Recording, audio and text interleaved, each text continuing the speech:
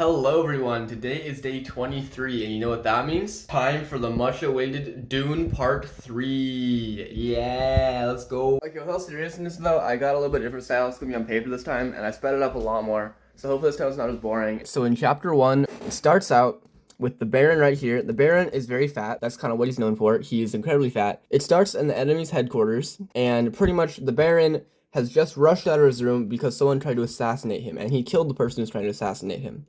And this is like his security guard. He's kind of just cut in the middle. This is his nephew. The nephew's hiding in the basement, but he comes out when he hears the Baron. The Baron's like, I was almost assassinated. This is terrible. And then like this guy probably ends up dead, but like doesn't really matter. Then the Baron's like, nephew, come with me. And they head back to the room, and the nephew's all like, oh no, he must have figured out that I was trying to assassinate and use someone else. And then the Baron's like, you're trying to assassinate me. You failed though. But, like, the Baron doesn't actually want his nephew dead, even though the nephew tried to assassinate him, because the Baron wants someone to be, like, his successor, and the nephew's the person that he thinks is, like, the ideal candidate. So even though the Baron almost got assassinated, he still wants to keep the nephew around to keep him alive. So they just start, like, talking for a long time, and it's, like, really tense and interesting, because, like, he tried to assassinate him, and he still hates him, but, like, he wants him around because he wants, like, him to succeed him. Just goes back and forth with that for a while. Chapter 2 was, like, almost entirely just a conversation between two people. It was between the Baron and let's just make this guy Who Waits now. So for some background, Who Waits was the general in the Duke's army. The Duke was the good guy who got murdered by the Baron a while ago, and Who Waits was actually working for the Duke. So Who Waits really hates the Baron, but he works with him anyway because, like, weird bonding stuff. I don't know, it's weird. So he's, like, pretty much forced to work with him. And they're just talking for a long time about all sorts of random political stuff. And Who Waits is, like, internally monologuing about how much he hates the Baron and all that. And then, of course, the book's called Dune. So Dune's, like, the main planet. And right now, the Baron's older nephew, not the younger nephew, the older nephew, is leader of Dune right now. The Baron and Who Waits come up with a plan to stop giving any reinforcements or supplies at all to the older nephew, and instead just let him fend for himself. And also require a higher tax of spice, which is, like, this really valuable thing they're farming on the desert planet of Dune. So they're hoping that he will not be able to supply the spice without taking off all of his citizens. They'll come in and then they'll kick out the older nephew, then put in the younger nephew to run the planet instead. And then all people will be like, oh, well, this guy's not as mean because he's not forced to be as mean. So then they'll like him more. In chapter 3, Paul is pretty much in like a dreamlike-ish state, but he has gotten so incredibly good at his magical tweaking powers that he can now like see into the past and the future so incredibly well that he doesn't actually know where the present is because he can't figure out which is real, which has already happened, which is yet to happen because they all seem so real to him. Luckily he gets out of that as he like kind of comes out of like I guess a dream. Then it's revealed it's been about 4 years since the last book. He's like I think 19 now. In the last book he was 15. Him and his girlfriend are now like married and they have a kid, and it's revealed that he is now going to go and try to ride a sandworm. And apparently it's a very normal thing in the Fremen culture, but it's his first time ever doing it, and according to the book, this is like one of the largest worms he has ever seen in his entire life that he needs to go ride now. And then the chapter ends right there. Chapter 4 is from the perspective of Jessica, and Jessica is talking to this random side character who doesn't actually come up later, so I'm not really going to talk about them. And also, Jessica's daughter is there now, because now Paul has a sibling, because it turns out Jessica was pregnant when they escaped into the sand dunes in the last book.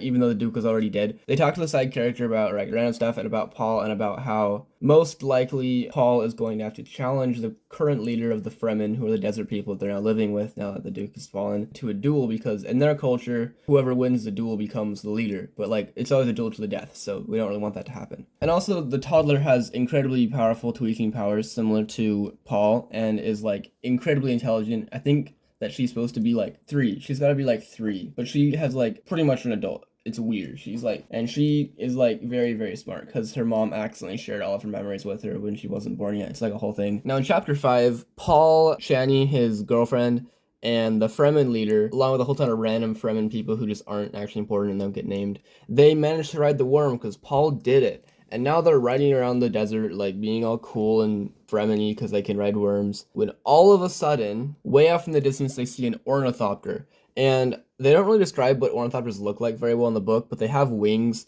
and they're like these flying robots that people ride in.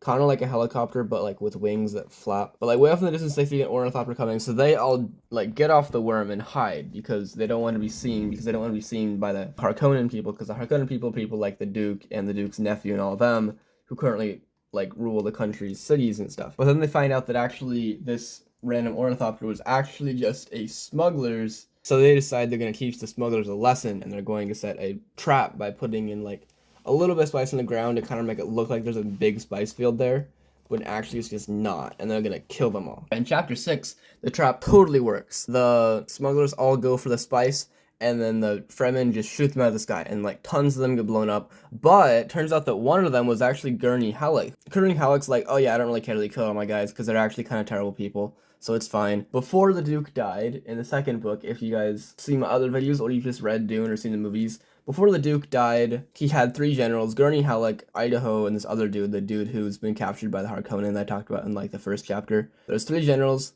and Gurney Halleck was like pretty much the best one. He was like the coolest one. Paul is super glad they found him. They're like best friends now. However, Gurney Halleck still thinks that Paul's mom is the one who killed the Duke. Not the Duke's like librarian, the Duke's wife or Paul's mom. Paul's mom is still alive, which he doesn't know. And also, Gurney Halleck doesn't tell Paul that his mom is evil. So Paul doesn't know that he actually thinks that either. But right now, they're just super glad to have found each other. They're super happy. Gurney Halleck's an amazing fighter, super amazing general. Chapter 7, Paul gets all ready, and he does like a big press conference pretty much for everyone, like all the important Fremen people. And pretty much he just like makes a ton of really powerful, persuasive speeches about why he needs the Fremen leader to not be murdered because they're actually pretty good friends. And he doesn't want to murder him to become leader. So he's like, I'm actually the Duke, not the Fremen leader. We need him to be like the assistant to me so that he can help lead the Fremen pretty much.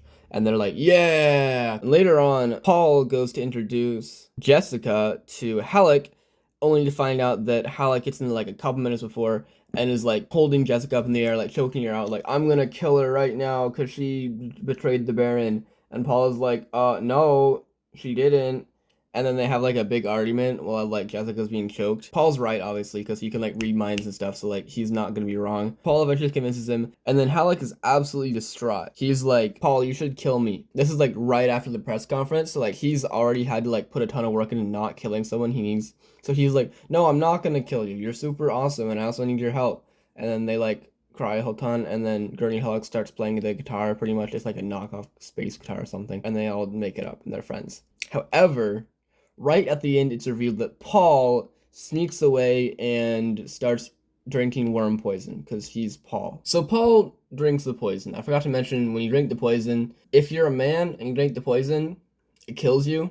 But if you're a very well-trained woman and you drink the poison, it doesn't kill you. But there's like a chosen one, and the chosen one is a man, and he can drink the poison and not die. So Paul is the chosen one, of course, because he's Paul and he's insane like that. But he gets knocked out for an entire month, and everyone thinks he's like almost dead.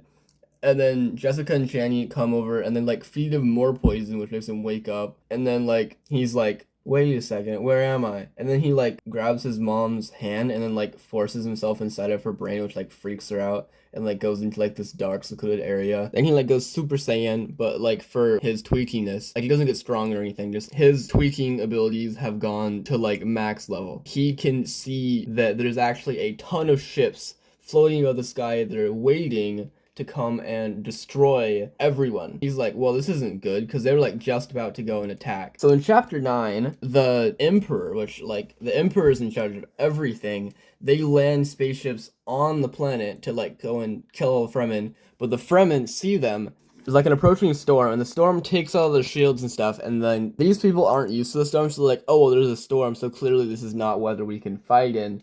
But the very last second, the storms take down their shields, and then the Fremen shoot the tops off of their spaceships. Just the tops, because that way, they can't actually leave. Now they're stuck on the planet. But sadly, right before the chapter ends, they intercept a radio broadcast and discover that Paul's son, who's like actually never brought up other than the fact that he's now dead, has died. So that's really, really bad, obviously. Chapter 10, the Baron, along with a couple of the Chom leaders, which are like the people that sell spice pretty much. They're important in the economy, but not important in the book. They get called by the Emperor, and they're actually inside of that spaceship right there. And they're just talking, and all of a sudden, Paul's little sister shows up.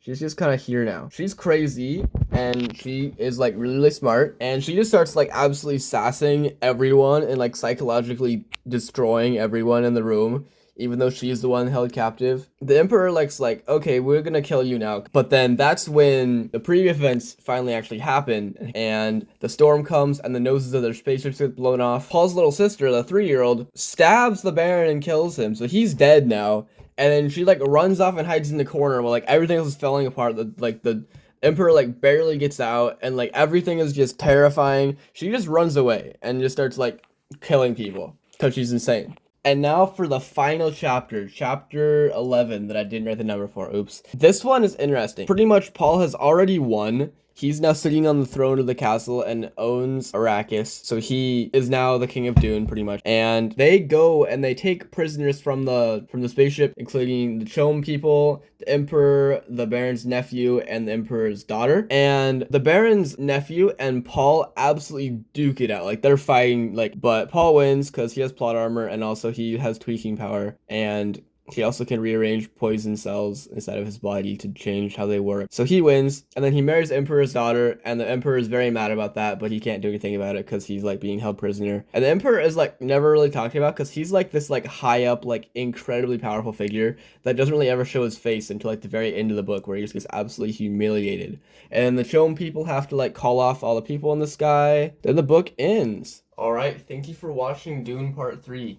And I can confidently tell you guys that I'm never going to make a book series on 75 Hard again. Yeah, overall not the best experience. So yeah, I'm not going to drag this video out any longer. It's already so long just from the book alone. So yeah. Thank you guys for watching so much. I don't think there's actually a movie for the last part of Dune yet, so that's kind of cool. So there's also like a ton more books in the series. Yeah, there is Dune, Dune Messiah, Children of Dune, God Emperor of Dune, Heretics of Dune, and Chapter House Dune. Thank you guys so much for watching. Make sure to smash that like button, and catch you guys tomorrow. Bye bye.